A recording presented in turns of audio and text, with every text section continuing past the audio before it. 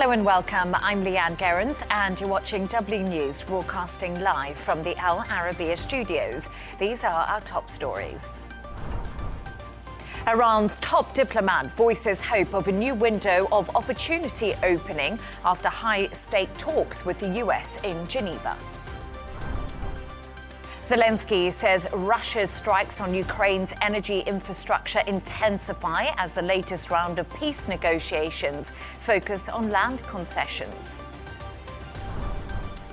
China is marking the Lunar New Year with President Xi Jinping sending greetings as the country enters the year of the fire horse.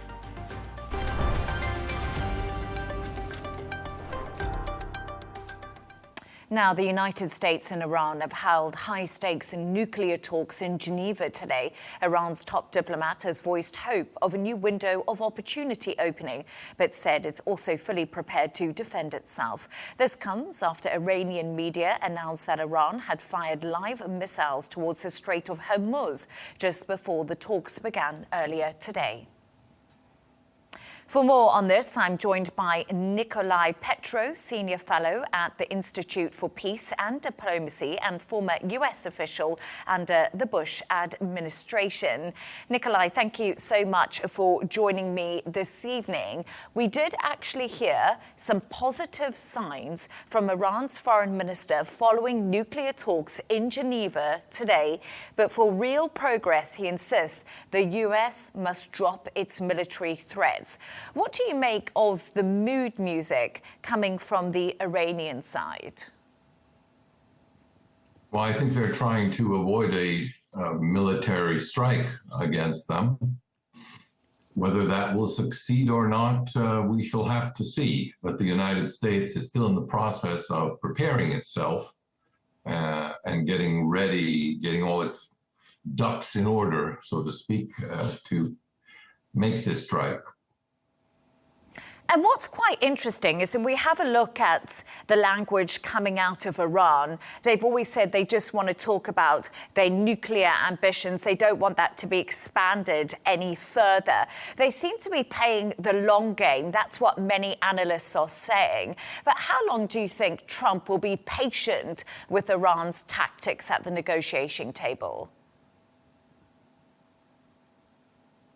That's very hard to say.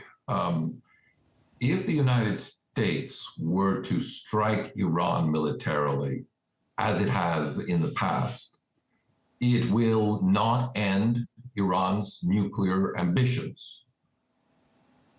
And that's simply a reality that if not this administration, then future administrations will at some point have to recognize and deal with.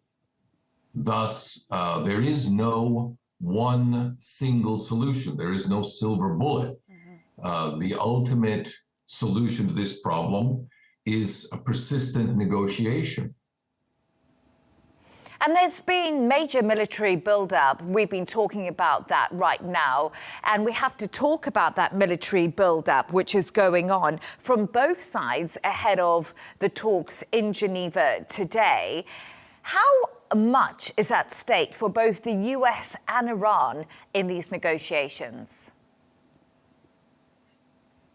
Well, the United States, if it does conduct another military strike in the Middle East, then it will have reinforced the perception in that region and among the neighbors of Iran that it does not actually seek a negotiation and a settlement that would come by negotiation, but strikes first and thinks about the consequences later.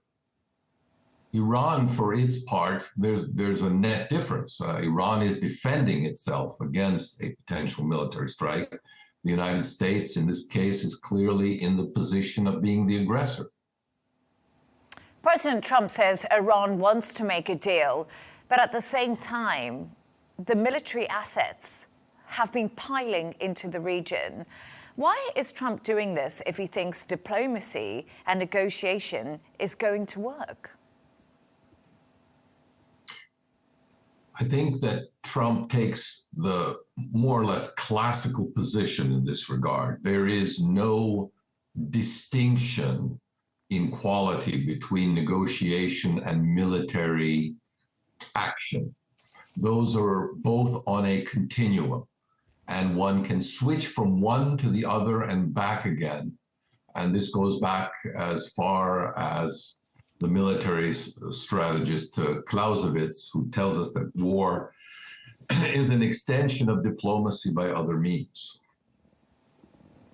Iran has closed parts of the Strait of Hormuz for safety measures during military drills. That's today. We know about 20% of the world's oil passes through this waterway. What message is Iran trying to send the US? Because we also heard from the supreme leader of Iran, who had some pretty strong words for Donald Trump and the military buildup in the region. The message is clearly that military action against Iran will have global consequences and will affect your economy, in this case, the United States and Europe, as well. So beware.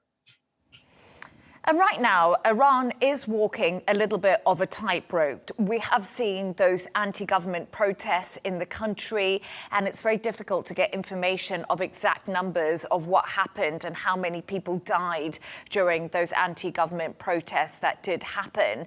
How closely is Iran and the government there right now watching the tightrope that it's walking? Because it can't be easy. They're facing pressure from inside their own country and also pressure from the US and Israel. Yes, all of that is true. But I have to assume, given that they've weathered such crises in the past, that they have a more accurate perception of the dangers and how to deal with them. On the other hand, the United States is basically getting ready to fight in the dark without having any clear sense of what the outcome of a change of regime would be in Iran. And the consequences might be a very significant upheaval in the Middle East, which is something the United States does not want. And what do you think both sides actually want to achieve out of all of this? What's the end goal for the US and what's the end goal for Iran? And I think the big question here is, if these negotiations collapse again, like they have done in the past, where does this leave the situation? I think the objectives are irreconcilable. For the United States, it is regime change in Iran, and not just any regime change, a transformation of the current regime into something resembling a liberal democracy, which I think is very unlikely. And for the Iranian government, the objective is to be left alone. And just a quick thought, if there is a change of government in Iran, is there a clear path forward about who will actually go in and govern the country? Because that's been the big question right now. We've heard from Reza Pahlavi, who of course spoke at the Munich Security Conference. But the big question is, what's the plan for the day after? That's a very good question. And I would simply rely on such a notable statesman as Robert Gates, who served as CIA director and Secretary of Defense under successive Republican and Democratic administrations in the US. When asked to comment on America's strategy, he said the question that is least asked in Washington is, and what do we do after that? And that's the perennial question, again, here in Iran. We have no idea what to do after a military action. Nicolai Petro, it's been so interesting to have you on. Thank you for your analysis with me this evening. Thank you.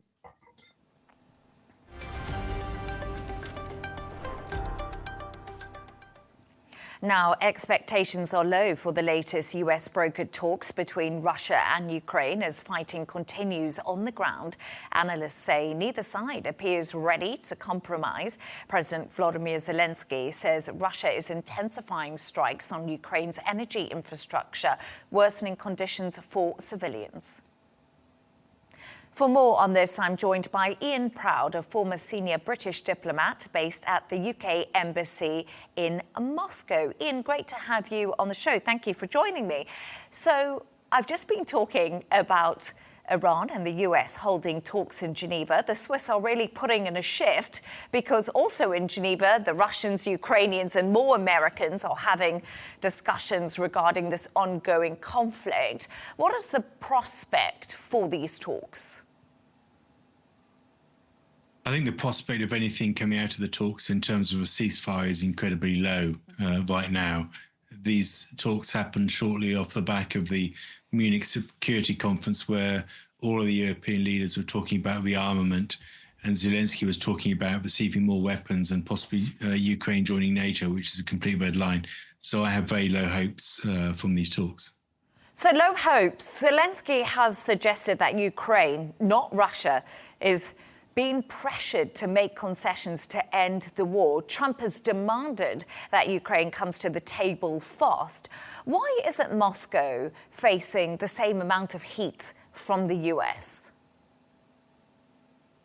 Well, both sides are under pressure to settle on the issue, the tricky issue about territory in the remaining parts of Donetsk that the Russian army hasn't been able to occupy because of the defense of the Ukrainians.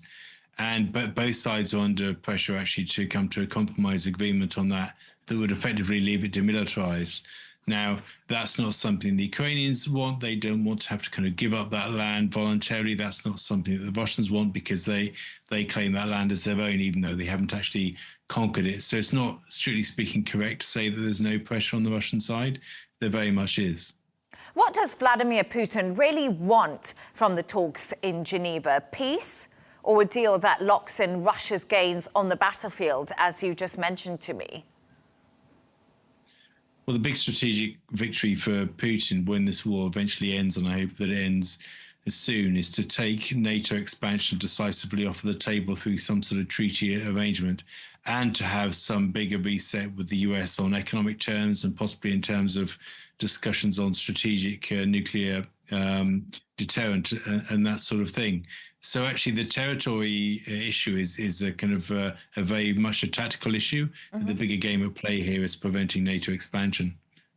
As missiles continue to fall and diplomacy unfolds, are these talks a genuine turning point in the war or simply another round of negotiations destined to stall over territory and security guarantees? Because this seems to be what we're seeing all the time, Ian. Well, what Trump has succeeded in doing since he came to power last year was to actually re-engage diplomatically with Russia in circumstances where the Europeans still refuse to do so. Now, Macron is thinking about engaging at the moment, as he mentioned, at Munich, but there's been absolutely no diplomatic engagement by the European side, and Trump has changed that. So it is actually an important step forward that these talks are even happening. And the Americans, and I don't agree with them on everything by any means, have to take credit for that. The challenge is that the Europeans still see things very, very differently. And without the Europeans getting behind a peace deal that the Americans broker, then that means that there will be no peace because they will continue to back a continuance of the war. So do you feel like Europe is holding this up in some ways? If they get to the table alongside America, it could be much easier to solve this because obviously the Munich Security Conference did happen. And of course, we saw that speech from Marco Rubio, which made the Europeans very happy, but also the US signaling it was going to remain protectionist. Well, Europe ultimately is vital to any long-term peace in Ukraine and in Europe as a whole, because unless there's a bigger diplomatic reset between Europe and with Russia after the war stops, in Ukraine, then the risk is, in the context of European rearmament, that we'll simply be pressing the pause button on a much bigger war with Russia, because hostilities will remain. Ukraine will rightly join the European Union and will for possibly understandable reasons, want to maintain an antagonistic posture towards Russia. So European engagement in this process is absolutely vital. But so far, their efforts have been very, very limited, to say the least. So could the coalition of the willing that we know Starmer and Macron have always headed and spoke about, they seem to have multiple meetings. Do you think they're doing enough?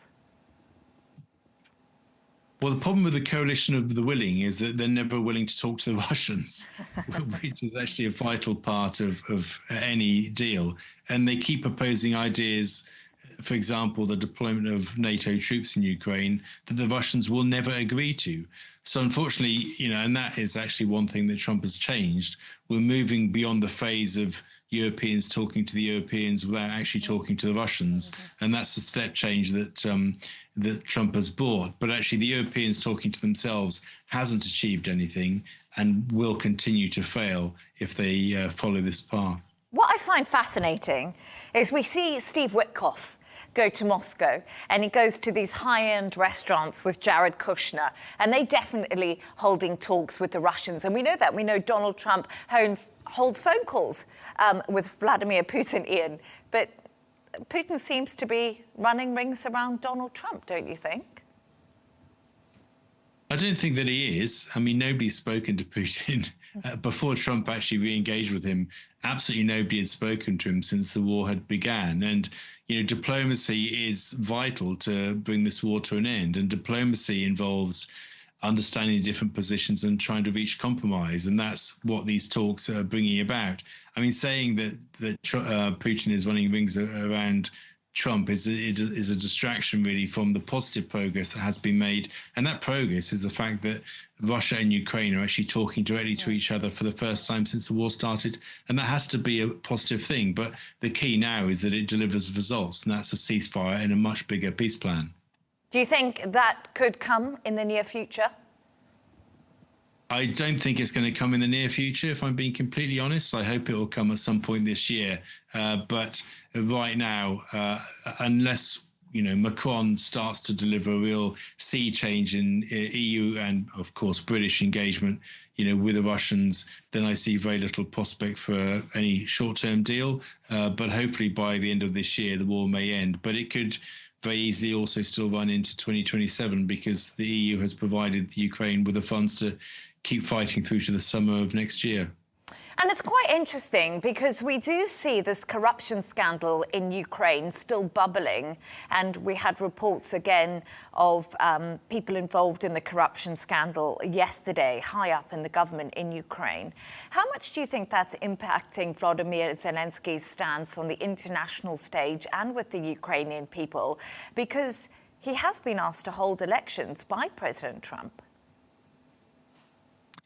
Well, it has affected his standing within Ukraine itself. Over the past 3 years, Ukrainian citizen support, this is from British polling, by the way, for a negotiated end to the war has rapidly increased from about the low 20s% to the kind of the mid 60s%. And by the same token, European desire to kind of inflict a defeat on Russia has reduced from the same number, 60s, down to the 20s. So Ukrainian citizens want to see this war ending. They have concerns about Zelensky's regime, not just the corruption, but the bussification of people, off of the streets. But unfortunately, he still has a blank check when it comes to the European leaders who refuse to criticise him in any way and back his actions come what may. Ian Proud, so interesting to chat to you. Thank you so much for your time. Thank you.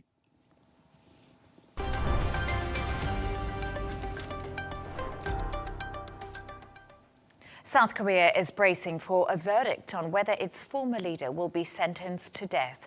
The country's special prosecutor has requested the death penalty for Yoon Suk-yeol over his short-lived martial law decree in December 2024. Chris Gilbert has this report. It's one of South Korea's most consequential court rulings in decades. Judges are set to deliver their verdict on insurrection charges against the former president Yoon Suk-yeol this week. Prosecutors are demanding the death penalty. His fate will be broadcast live from a Seoul District Court on Thursday. The sentence is over his botched attempt to declare martial law more than a year ago. I declared martial law to protect the Free Republic of Korea from the threat of North Korean communist forces, to eradicate the despicable pro-North Korean anti-state forces that are plundering the freedom and happiness of our people, and to protect the free constitutional order. The attempt only lasted a matter of hours before Yoon admitted defeat, issuing this apology only 4 days later. I am very sorry and would like to sincerely apologize to the people who were shocked. Regarding the declaration of martial law, I will not avoid any legal or political responsibility. In Korea, a charge of insurrection could mean death, life imprisonment with labor, or life imprisonment without labor. There has not been an execution since 1997, and a death sentence will likely mean life imprisonment without parole. 27 officials have already been indicted in the months-long saga. Prosecutors confirmed a scheme between Yoon and his former defense minister, Kim Yong-hyun, designed to keep Yoon in power, dating back to more than a year before the martial law attempt. Yoon has denied all charges against him. He says he declared martial law to fend off the, quote, wickedness that would ruin the nation, referring to North Korea. Yoon says it was within his powers to declare martial law and that it was aimed at sounding the alarm over opposition parties' obstruction of government. Regardless of his intentions, Yoon will know whether or not his actions will mean death on Thursday. Chris Gilbert, Al Arabiya English.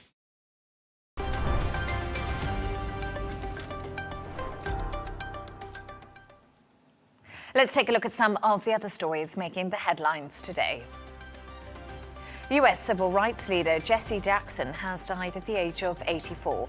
Jackson fought alongside Martin Luther King Jr. in the 1960s to improve the lives of African Americans. Diagnosed with Parkinson's in 2017, he died peacefully on Tuesday morning, surrounded by his family. Billionaire Thomas Pritzker has retired as chairman of the Hyatt Hotels chain after his ties with Jeffrey Epstein became public.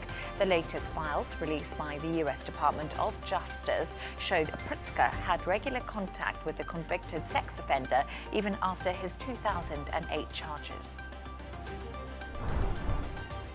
Warner Brothers Discovery has rejected a $30 a share takeover bid from Paramount Skydance, but has given them a week to negotiate a better deal.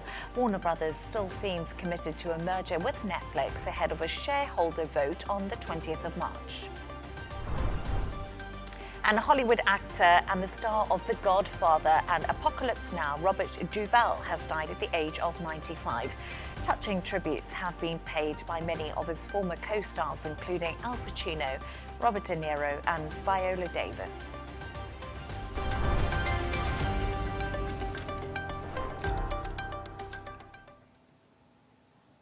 China is marking the Lunar New Year, with President Xi Jinping sending greetings as the country enters the year of the fire horse. Authorities expect a record 9.5 billion journeys during the spring festival travel period. Meanwhile, Donald Trump says he will decide soon on whether to send additional weapons to Taiwan, a move that's likely to strain relations with Beijing. For more on this, I'm joined by Asia political analyst Ross Darrell Feingold. Ross, it's a pleasure to have you on the show. With a record 9.5 billion trips expected during this year's Lunar New Year rush, can the holiday travel boom really deliver the economic boost Beijing is so hoping for? It can't hurt people traveling and spending on transportation, spending on gifts. It can only be good for the economy, but the underlying challenges that China's economy has won't be addressed by 1 week of mostly domestic spending on travel and gifts or restaurants and things like that. The real estate problems and the crisis in the real estate sector, that is not going to be resolved by the New Year holiday, and policymakers have struggled to resolve that. And of course, there's the challenges that authorities have with growing export markets outside of the United States, given the higher tariffs imposed by the Trump administration. So New Year's is certainly good for the economy, but it's not a problem solver per se.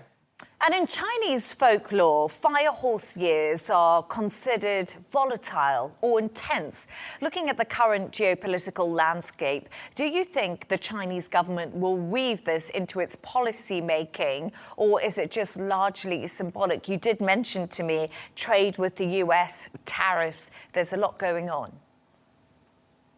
Every year around this time, whenever the new Lunar or Chinese New Year begins, there's always an enormous amount of analysis about what this year means as far as the zodiac cycle and the specific animals and other details in the cycle. But does that really have an effect on what Chinese policymakers do, or what kind of messages that they want to put in the media with regard to domestic policy, economic policy, foreign policy? The answer is probably no. And in fact, the Communist Party would probably prefer that there isn't too much discussion about things like the zodiac, because it doesn't really fit into the messaging that they prefer, which is simply that they're on the ball and they have good ideas and good policies to move the country forward, whether that's with regard to domestic policy or foreign policy. So it's actually not consistent with the party's narrative that there's too much focus on the zodiac and the zodiac cycle,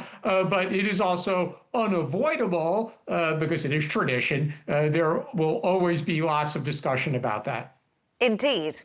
And China's most watched show had Spotlight, these amazing humanoid robots and AI. I found it absolutely fascinating. I don't know if you watched it, but it was pretty incredible.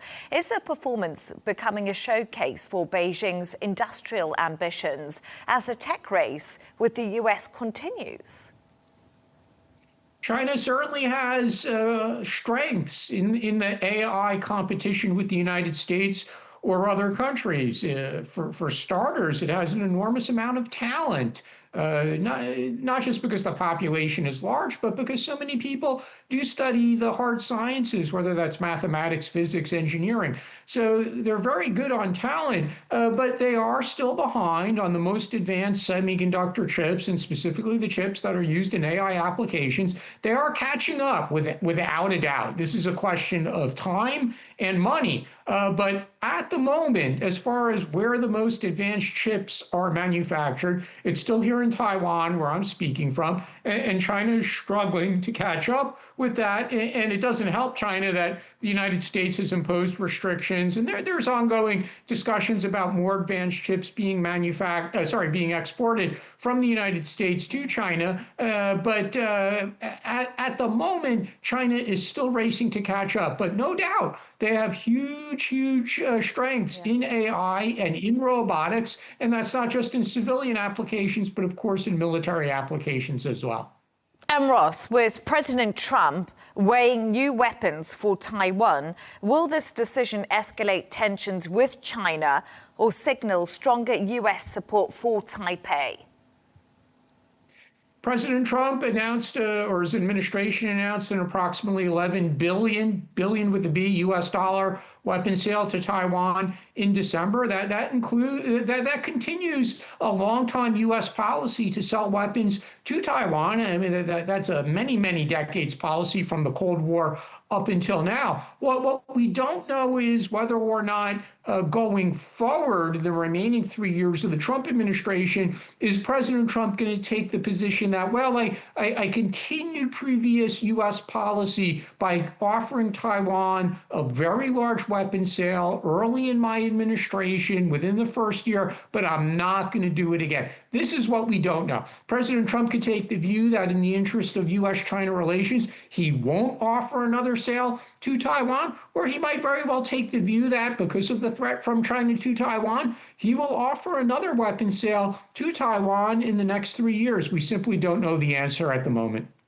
And before I let you go, Ross, you sound a little bit skeptical on the Chinese zodiac, but I'd love to know what your Chinese zodiac is, because I have been checking with my whole team today what their Chinese zodiac is and what the year of the fire horse might mean for them. So what is yours?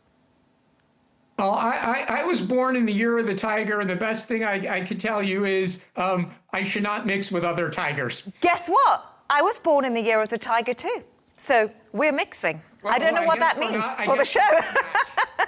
We're a good match. We're a good tiger match. But absolutely, I was having a look at what it means for me. Year of the tiger, they say we're very ambitious, courageous, well-travelled. And I think that's a good, strong sign to be. And we're going to apparently have lots of money this year. So thank you so much for joining me, Ross.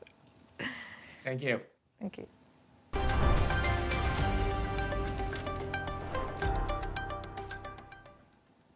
French President Emmanuel Macron is on a 3-day visit to China, holding talks with Prime Minister Narendra Modi, aimed at strengthening strategic and economic ties. The two leaders are discussing Indo-Pacific cooperation and launching the India-France Year of Innovation. Macron will also travel to New Delhi for the landmark AI Impact Summit.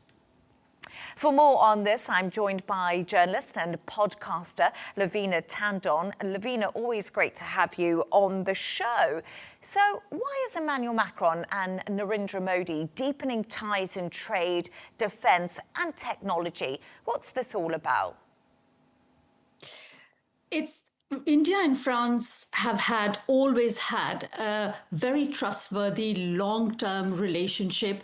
And with the world shifting the way it is, actually, Trump has initiated a lot of the countries to come even closer. So this is, as both of them said in their address, that it is a lot about not adhering to a rule book by any one country or two, and also not depend on countries and have hegemony in various sectors. So this is really a sweet spot long-term relationship with France and India. Well, India is the biggest importer of arms in the world, and France is a very big part of that. So Rafale is the biggest big ticket thing here, but the $40 billion procuring deal, or 114 aircrafts with numbers here and there, that beyond that, I think it is that, and why Rafale won over Typhoon back in the days is also because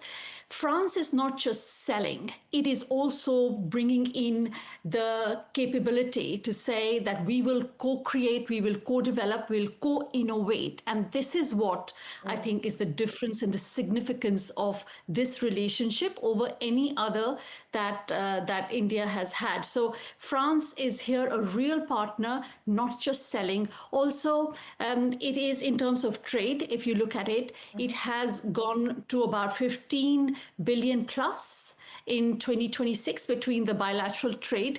And the very crux, I think I'm going to just point you to what I had said in the beginning of not depending on countries like the US and China. It is a very critical point, is that minerals, the mineral deal. So in the world, it's all about energy and oil, and the world to come is about renewable energy. And when we talk of renewable energy, we talk of batteries, and we talk of batteries, we talk of lithium, we talk of processing these critical minerals. And this is where a very critical part of the meeting also lies, one of the 20 MOUs that have been signed, that the processing that at the moment of the world depends on China, 80 to 90% of processing. So we are dependent for our renewable energy on China. This is being broken as well.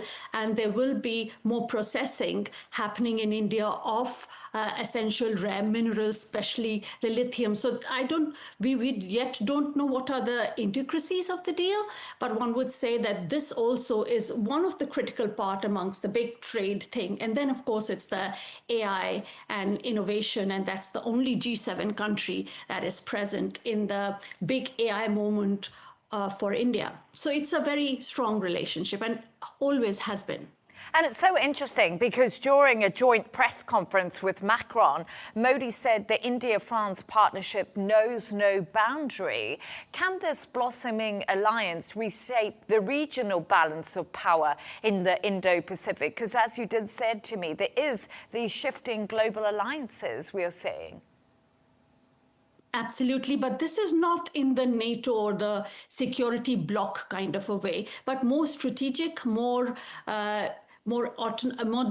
strategic trade kind of partnership and most trustworthy partnership. Can I just take you a little bit to what the partnership has been and why it is so strong and why he would say it's no boundary partnership? Because it all started on 26 January 1998. France became the first Western power to have a strategic alliance with India. Then comes May 1998 when India went nuclear and everyone had sanctions on India. France opposed that.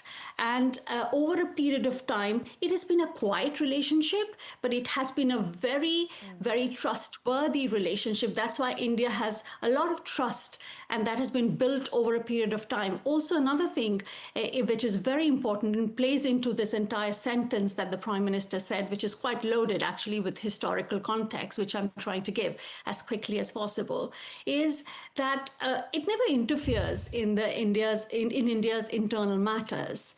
And it is very capability building. As I said, it's not selling. It is saying we will. So these Rafales will be assembled in India. Possibly, we don't know yet, but there will be some talks about building the engine, which is where India gets stuck, because India started its Make in India program on 25th September and 2014. And this plays into that. So co-develop, co-create, and a partnership of strength together. And remember, even in AI, France is the first country and the only country to be present from the Western Bloc. So it plays more into the trust factor, historical trust factor, and it has always come through.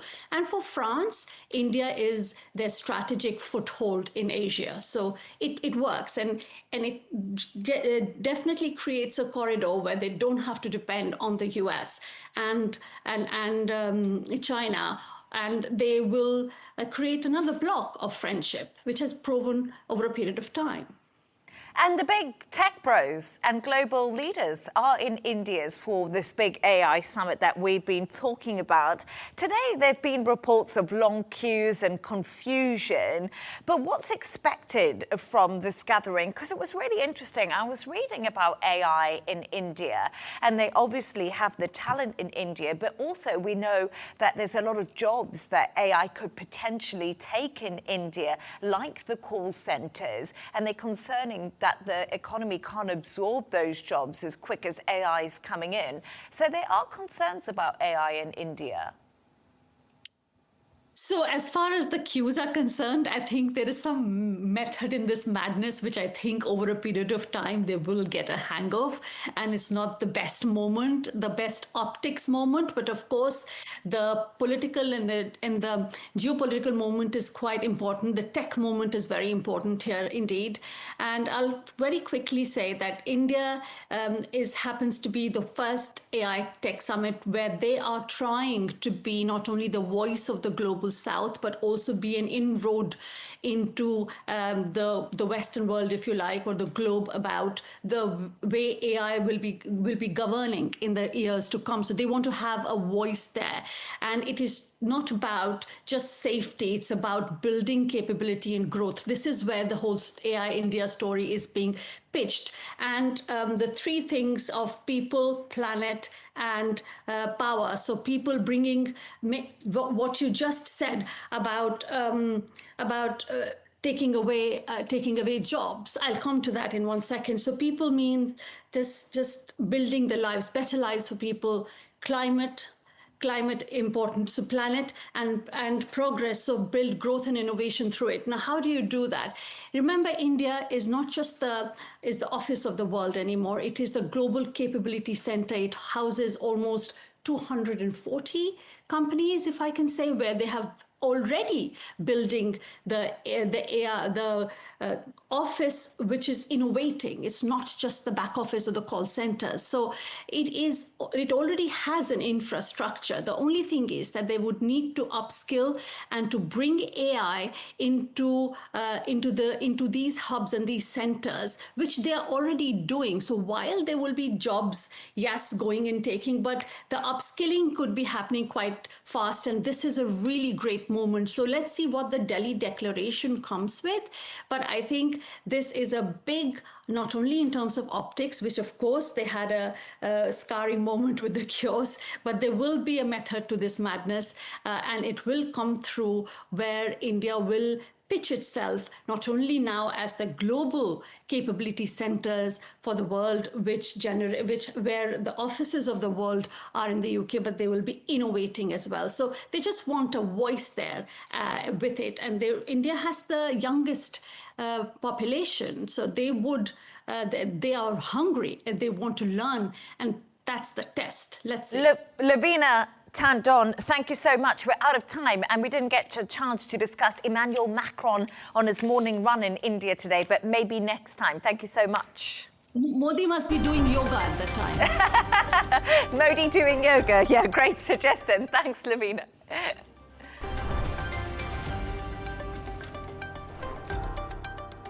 A reminder of our top stories. Iran's top diplomat voices hope of a new window of opportunity opening after high-stake talks with the US in Geneva. Zelensky says Russia's strikes on Ukraine's energy infrastructure intensify as the latest round of peace negotiations focus on land concessions. China is marking the Lunar New Year with President Xi Jinping sending greetings as the country enters the year of the fire horse. And that's all from us on W News. Don't forget to subscribe to our YouTube channel. Also follow us on X. We'll be back in a couple of hours with W News Extra. Goodbye and thank you for tuning in.